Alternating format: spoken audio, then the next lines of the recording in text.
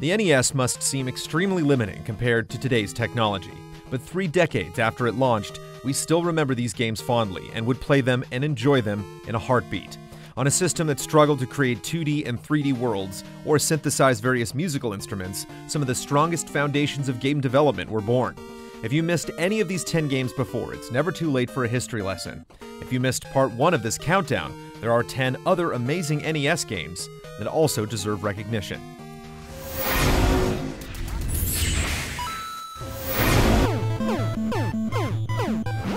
Mike Tyson's Punch-Out will forever hold a special place in our hearts, with its simple yet remarkably satisfying campaign up the ranks of a professional boxing league.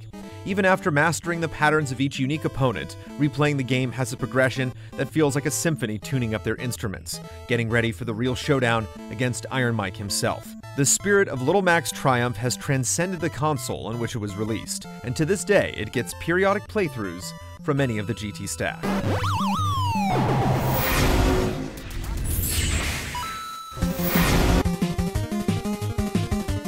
Ninja Gaiden embraces its lead character Ryu Hayabusa and creates a narrative worth investing in. His mission to get revenge for his father's murder is heightened by fast-paced action and platforming. The controls are precise, letting you wall jump off surfaces, and while the game is exceedingly difficult, it never feels like victory is out of your control. Ninja Gaiden is a personal and epic journey across tons of varied environments, and the challenge gets greater and greater. These are principles that subsequent sequels have adhered to, and it all started with the action arcade masterpiece and its incredible port on the NES.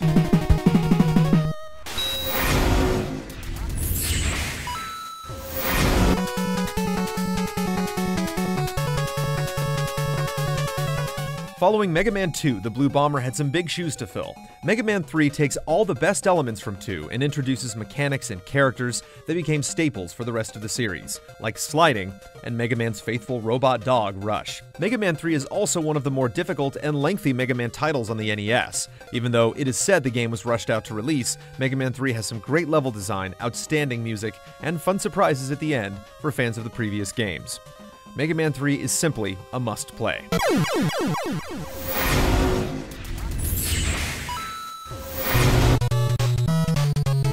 Combine Double Dragon and Grand Theft Auto, and you can begin to understand what River City Ransom is all about.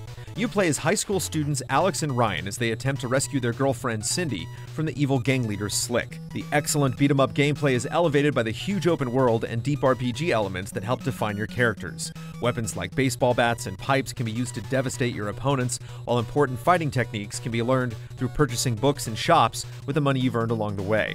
River City Ransom helped pave the way for genre crossovers, while the strands of its DNA can be seen in video games today.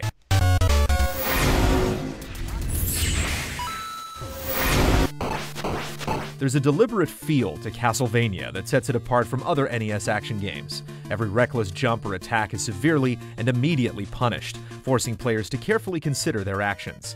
The game also does an excellent job conveying its gothic aesthetic through the limited NES palette. Tattered drapes, cracked walls, and mounted candles really make you feel like you're exploring a decrepit Transylvanian castle. The mood is further enhanced by a soundtrack that's both haunting and thrilling. While later games went in broader, more ambitious directions, there's still something alluring about the original's elegant simplicity.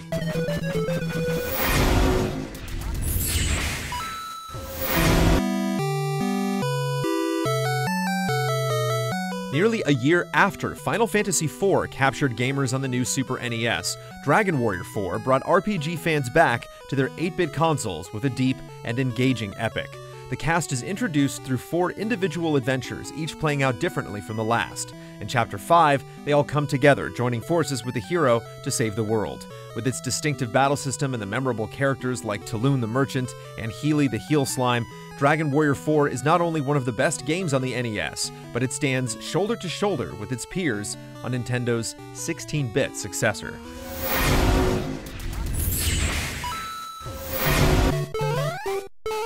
The game that started it all, Super Mario Bros., spawned an empire and is associated with the NES era more than any other title. There aren't many obscure facts we can drop in 80 to 100 words, but we don't need to. The game is in our blood, and playing it feels as natural as breathing.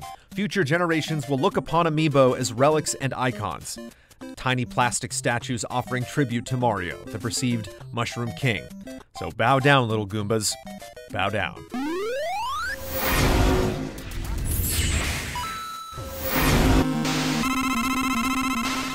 The original Mega Man isn't necessarily a bad game, but it's tough to go back to thanks to some infuriating design decisions. Mega Man 2 is such a leap forward from its predecessor that it feels like the moment where the series truly began. Each stage has a distinct look, feel, and hook to it that adds a lot of variety and makes getting through the 8 robot masters an absolute pleasure. There are also several unforgettable moments, such as when players have to frantically escape Mecha Dragon in Wily's castle. Not to mention, Mega Man 2 has one of the greatest soundtracks on the NES.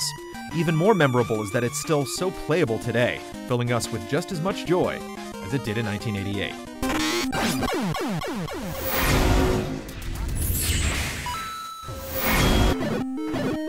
Even if this gold-plated beauty hadn't launched one of the greatest action-adventure franchises of all time, the original game would still be remembered as a landmark achievement. The way you explore the world, acquire new equipment, and tackle each dungeon was unusual in an era where you were typically funneled in a particular direction. The Legend of Zelda is about freedom, and it's just as rewarding to discover secrets in the NES version as it is in other installments of the franchise. There's a reason Zelda games take forever to make. Nintendo's been trying to catch up to the original for 30 years.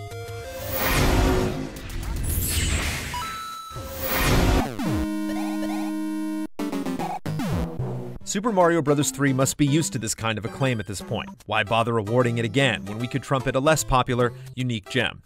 Well, Mario 3 is just a better game than anything else on the NES. It is as close to positive as we can be with one of these lists. Playing this game today, 27 years after its release, everything somehow looks, sounds, and feels faultless. There's a persistent quality throughout the entire progression that is never worn off.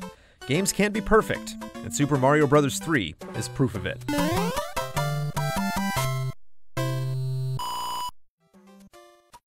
On the first 15 this week, Huber and Bossman get smashed with the Teenage Mutant Ninja Turtles and have a hangover to prove it. And on GT Live, we chat with Naughty Dog's community strategist Arnie Meyer while we get dressed to the nines for the Gentleman Up campaign at Made Man. We'll see you next week for another GT Countdown.